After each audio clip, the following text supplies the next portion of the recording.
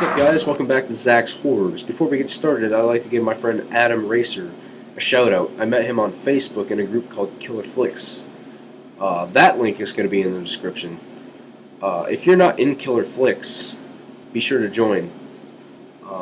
We love to talk horror and we don't like drama. That's basically all there is to it.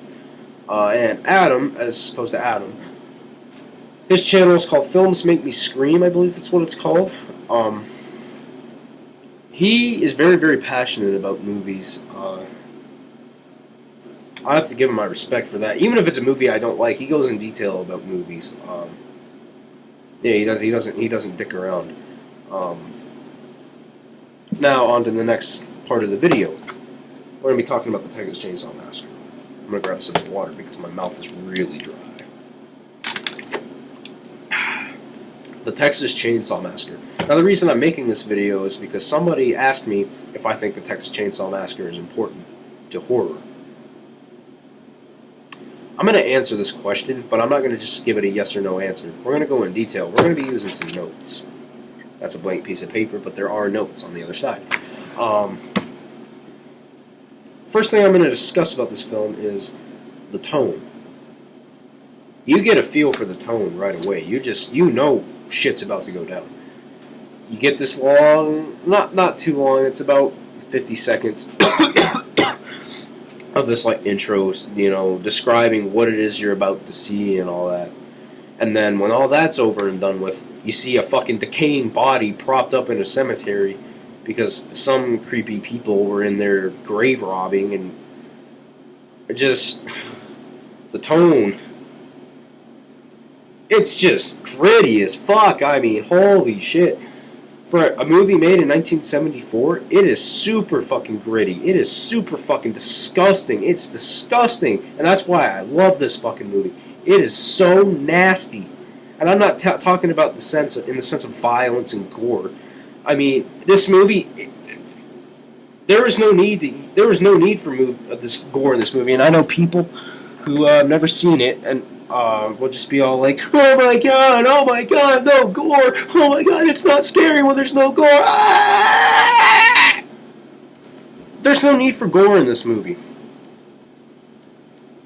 Just the tone and the tension and just everything about this movie is perfect. There's no need to add unnecessary gore. There's no need to add somebody getting their fucking face cut off with a fucking razor blade, or like, I don't know, somebody getting sodomized with a hook or something like that. There's no need for any of that.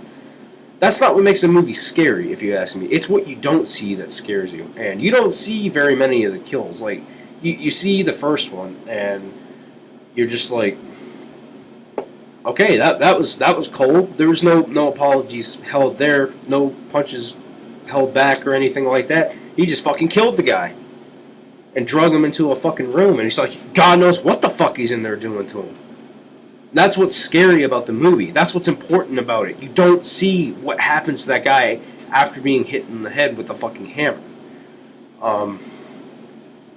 And the same happens when the girl gets fucking hung on a hook. I'm sorry, I'm getting over a cold.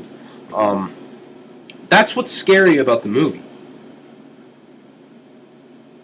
And yeah, I know, like I said, people be like, oh my god, no gore, it's not scary.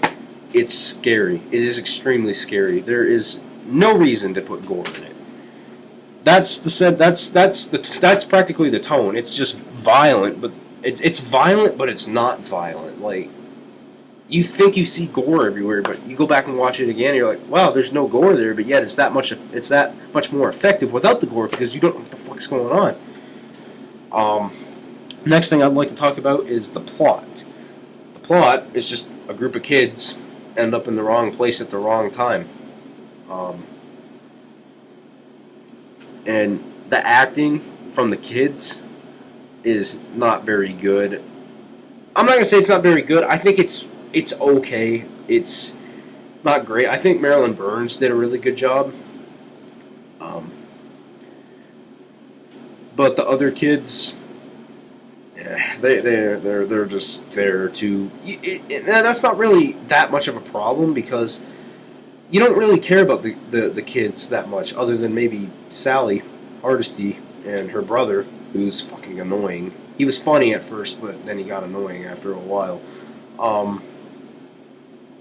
They're just there to get killed, just to show you what Leatherface is all about. Now the acting with all the other people was fine. Gunnar Hansen just killed it as Leatherface, no pun intended. The hitchhiker, that's debatable. Some people like his acting, some people don't. I personally do. I think he really pulls it off as playing somebody who's mentally unstable. It's like, oh, there's a hitchhiker over there. Let's pull over, and you just see him, and he's just walking up there like this. He's like, I was like, yeah, let's pick this guy up. He looks really mentally stable. And the other guy, the guy who was selling the kids that human barbecue at the gas station there, he did a fine job as well. He was, I didn't expect him to be a part of that little family there the first time I watched it, but yeah, that's the acting. That's next thing I want to go about is the violence. Now we've already discussed the violence, but I want to go into a little bit more detail about the violence. It's not overly violent. If you do your research, you'll learn that this movie could have potentially got a PG rating, but there's nothing really bad. I mean, back in those days, the rating was different. Like Jaws got a PG rating, but PG was like rated R today, basically. The reason the Texas Chainsaw Massacre got an R rating is because it was just so shocking what the hell's going on in this movie. It's just so shocking. It's like, yeah, we can't give this a PG rating. This has to get an R rating. I don't know if Tobe Hooper was purposefully going for a PG rating, but I just thought it would have been weird to think that the Texas Chainsaw Massacre getting a PG rating. That's a little weird. It's weird enough thinking Jaws got a PG rating, but the Texas Chainsaw Massacre? That's a little strange.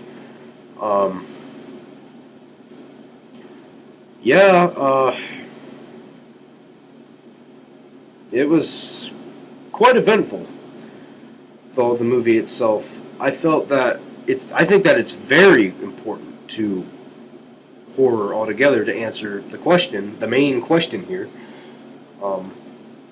Because in 1974, like that kind of horror, other than maybe Psycho, wasn't really a big thing, if you know what I mean. So to answer your question, I'm not going to say your name. Yes, I think the Texas Chainsaw Massacre is important. I think any horror fan would tell you otherwise. Now, my problem with my one problem with the movie, and I may have made the acting, may sound like the acting was part of my problem. It's not really, because I don't care about the characters. But I guess my main real problem with the movie is it's not for everybody. It's a little off-putting to some people. I was almost put off by it, almost. I was like, yeah, this might be a little too much, but but I powered through it, and I was like, wow, I really like this movie. But yeah, it's not for everybody. So, that's it for this video. Tell me what you think about it in the comments. Tell me if you think it's important to horror altogether. And we're out.